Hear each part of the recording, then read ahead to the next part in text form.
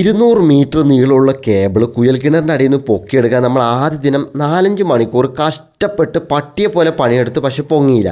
അതുകൊണ്ട് രണ്ടാം ദിനം സർവ്വസന്നാഹങ്ങളുമായിട്ടാണ് വന്നത്. ഈ കാണുന്ന കമ്പിയാണ് നമ്മുടെ രണ്ടാം ദിവസത്തെ കഥയിലെ നായകൻ. 6 മീറ്റർ നീളമുള്ള ജിയുടെ പൈപ്പ് കയറിന് പകരം താഴത്തോട്ട് ഇറക്കും. എന്നിട്ട് വീണ്ടും ഒരു 6 മീറ്ററിൻ്റെ പൈപ്പ് ഇതുപോലെ ജോയിൻ്റ് ചെയ്ത് വീണ്ടും ഇറക്കും. അങ്ങനെ 5 തവണ ഇറക്കിയപ്പോൾ മോട്ടോർ ജാമായി നിൽക്കുന്ന സ്ഥലത്തോട്ട് നമുക്ക് എത്താൻ പറ്റി ഏകദേശം 30 മീറ്റർ. അവിടുന്ന് നമ്മൾ ആദ്യം കണ്ട ഹുക്ക് തന്നെ ഉപയോഗിച്ച് താഴ്ത്തിയും പൊന്തിച്ചും ഈ കമ്പിയിൽ കൊളത്തി ഫസ്റ്റ് ടൈം നമുക്ക് കുറച്ച് കേബിൾ മാത്രമാണ് കിട്ടിയത്. കട്ടായി പോയ കേബിൾ, മോട്ടോർ പുറത്തോട്ട് വന്നില്ല. അപ്പോൾ ആ കേബിൾ എത്ര ഉണ്ട് നമ്മൾ അളന്ന് നോക്കി, കാരണം ഇനി എത്ര കേബിൾ വരാണ്ടെന്ന് അറിയണമല്ലോ.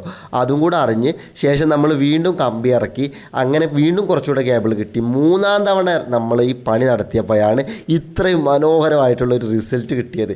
ഇതിന് ഏകദേശം എത്ര പേയ്മെൻറ്റ് മേടിച്ച് കാണും നിങ്ങൾക്ക് ഊഹിക്കാമല്ലോ. അത്രയും ടൈമിൽ പണിയുണ്ട്, അത്രയും പേരുടെ പണിയുണ്ട്, അത്രയും ഹെവി പണിയാണ്. ഒരാളുടെ വലുപ്പമുള്ള മോട്ടറാണ് ഈ കിണറിൽ നിന്ന്